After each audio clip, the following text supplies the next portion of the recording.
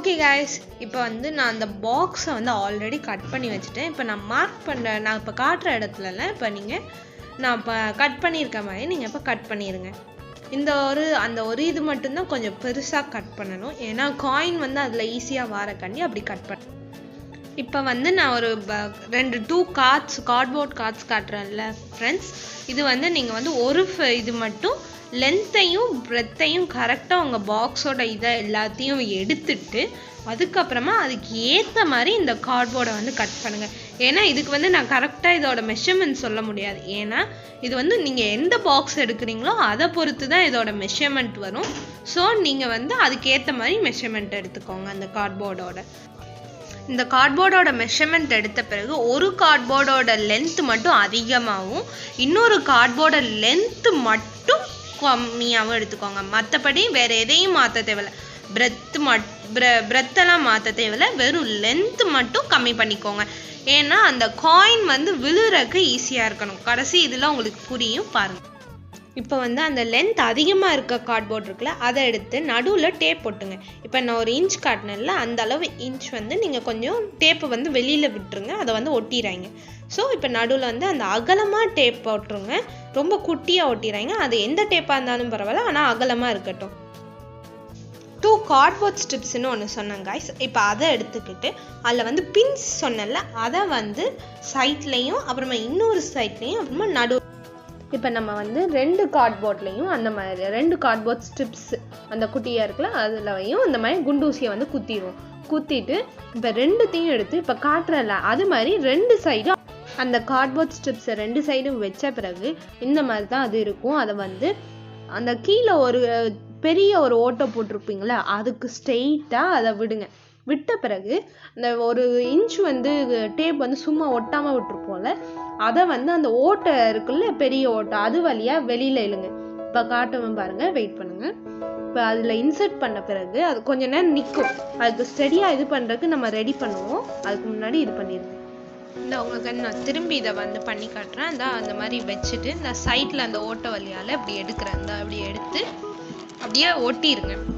ஏன்னா நம்ம அந்த இடத்துல ஒட்டாமல் தானே வச்சுருந்தோம். ஸோ அப்படியே ஒட்டிட்டு அதை வந்து ஸ்லாண்டிங்காக வைக்கணும், அதாவது சரிகிற மாதிரி வைக்கணும். அப்போ தான் காயின் வந்து அப்படியே தள்ளுனோன்னே அதுக்குள்ளே விழுந்தோன்னே அப்படியே ஸ்லைட்டில் போகிற மாதிரி வலிக்கிட்டு போகும்ல. ஸோ அதனால ஸ்லைட்டாக வச்சுட்டு ஸ்லாண்டிங்காக வச்சுட்டு அப்படியே குண்டூசியை வச்சு 2 சைடும் அப்படியே இது பண்ணி விட்ருங்க. நான் காட்டுறேன் பாருங்கள், சைடில் காட்டுறேன். நான் அதே மாதிரி அந்த ஓரத்தில் அந்த மாதிரி குண்டூசி வச்சு குத்திட்டா அது வந்து அப்படியே நிற்கும். இல்லாட்டி உங்கள்கிட்ட ஹாட் க்ளூ இருந்தால் கூட அதை வச்சு நீங்கள் இது பண்ணலாம். நான் அதை யூஸ் பண்ணல, நான் அந்த மாதிரி குத்திட்டேன். இப்போ அந்த 2 சைடும் அது மாதிரி பண்ணிடுங்க. ஓகே கைஸ், இப்போ வந்து நம்ம அந்த லென்த் வந்து கம்மியாக இருக்க ஒரு கார்ட்போர்ட் வெட்டணும்ல, அதை வந்து இப்போ உள்ளே இன்சர்ட் பண்ண போகிறோம். இப்போ ஃபிக்ஸ் பண்ணுற மாதிரி நம்ம எப்படி பண்ண போகிறோம்னா, உள்ளே வச்சுட்டு இந்த நடுவில் இந்த இப்போ இருக்குல்ல இது மாதிரி குத்த போகிறோம் குண்டூசியை. கொஞ்சம் குண்டூசி நிறைய வச்சுக்கோங்க, அப்போ தான் கொஞ்சம் ஈஸியாக இருக்கும். ஏன்னா எல்லாம் விழாமல் இருக்கும். இல்லாட்டி நீங்கள் ஹாட் க்ளூ கன் இருக்கு அதை வச்சு பண்ணலாம். அந்த மாதிரி குத்திட்டு இப்போ வந்து பின்னுக்கு அந்த இதை வந்து இன்சர்ட் பண்ணுங்க. சொல்லப்போனால் இப்படி இன்சர்ட் பண்ணக்கூடாது, இதில் பண்ணும் போது வீடியோ எடுக்கும் போது நான் தப்பாக பண்ணிட்டேன். அதுக்கப்புறமா கரெக்டாக பண்ணேன். ஸோ இந்த மாதிரி பண்ணாங்க, அப்படியே திருப்பி வச்சு பண்ணுங்க. அதாவது அகலமாக இருக்க சைடை வந்து இன்சர்ட் பண்ணுங்க. அடுத்த வீடியோவில் வரும் பாருங்க. அந்த குண்டூசி கிட்ட இன்சர்ட் பண்ணும். இந்த மாதிரி இன்சர்ட் பண்ணியிருக்கேன் பாருங்களேன், கரெக்டாக அப்படியே ஸ்டிஃபாக நிற்குதா. இப்போ வந்து நம்ம கீழே ஒரு கார்ட்போர்ட் வச்ச மாதிரியே நிற்கிறக்காண்டி ஒரு குண்டூசி குத்தணும்ல, அதே மாதிரி மேலேயும் அதே மாதிரி பண்ணுங்க. மேலே வச்ச கார்ட்போர்டுக்கும் அதே பண்ணி பண்ணுங்க.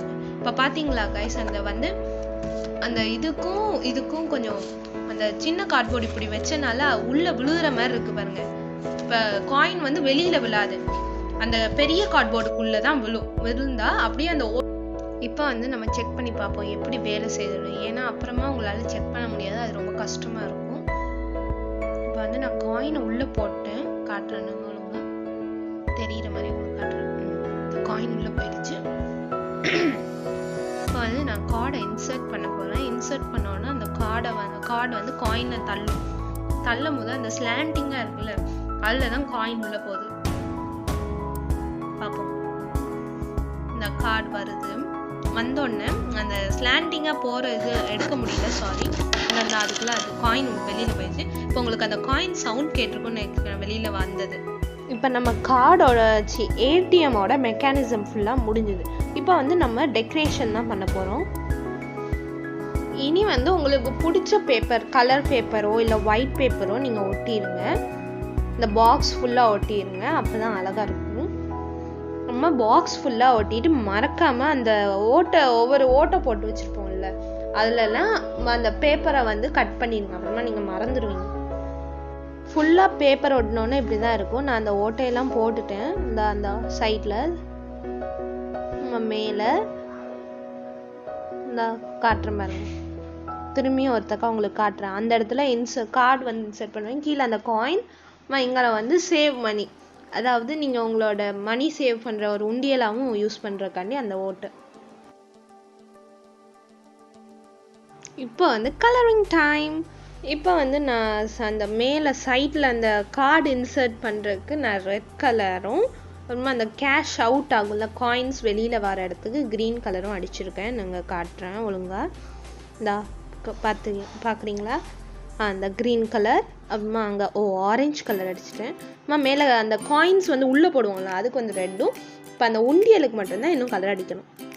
இப்போ உண்டியலுக்கு வந்து நான் என்ன பண்ண போகிறேன்னா, ஒரு கார்ட்டூன் மாதிரி என் தங்கச்சி வந்து ஒன்று பண்ண சொன்னேன். ஸோ நான் அந்த மாதிரி பண்ண போகிறேன். ஒரு வாய் மாதிரி நான் பண்ணிட்டேன். இது வந்து ஒழுங்காக வரல, ஏன்னா என் தங்கச்சி வந்து ஸ்கெட்சை வச்சு தான் பண்ணணுன்ட்டா. எனக்கு ஸ்கெட்சை வச்சு ட்ராயிங் அவ்வளோவா வராது. பென்சில் வச்சுன்னா சூப்பராக பண்ணியிருப்பேன். இனி வந்து நீங்கள் ஒவ்வொரு இதுக்கும் என்ன இதுன்னு எழுதிடுங்க. நீங்கள் வந்து சேவ் மணி ஹியர்னு போட்டு நான் ஏரோ மார்க் வரைய போகிறேன். அப்புறமா அந்த சைடு வந்து என்ன பண்ணணும்னு காட்டுறேன். இது இப்படி எழுதிருங்க, ஹியர் ஏரோ மார்க். இப்படி பண்ணியாச்சு. அடுத்தது இன்சர்ட் கார்டு, அப்புறமா கேஷ் அவுட்னு எழுத. ஸோ இப்போ நம்ம வந்து கேஷ் அவுட்டுன்னு எழுத போகிறோம். கேஷ் அவுட் ஏரோ மார்க் அப்படின்னு வந்துடும். அடுத்தது கேஷ் இன் அப்படின்னு எழுத போகிறோம், ஏன்னா இங்கே தானே காசு நம்ம போடணும். கேஷ் இன் அப்படின்னு எழுத போகிறோம். ஒரு ஏரோ மார்க். உங்களுக்கு ஏரோ மார்க் தேவைன்னா எழுதிக்கலாம், வேணாம் அப்படின்னா வேணாம், உங்களுக்கு தேவையில்லாட்டி. அடுத்தது இன்சர்ட் கார்டு ஹியர். இந்த மாதிரி இது பண்ணிக்கோங்க, அப்போ தான் கொஞ்சம் நல்லா இருக்கும். ஏன்னா அந்த போல்டு இது கொடுத்துருக்கேன் பாருங்கள், இன்சர்ட் பண்ணுற இடத்துக்கு. Card here arrow mark.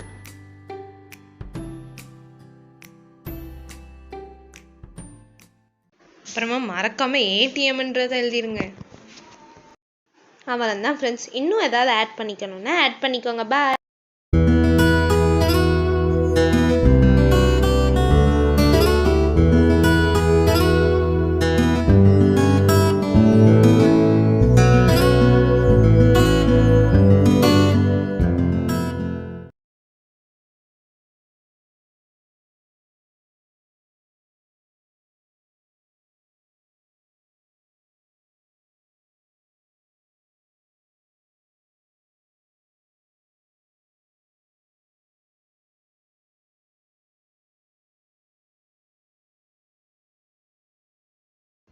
இன்னொரு விஷயம் காய்ஸ், நான் சொல்ல மறந்துட்டேன்.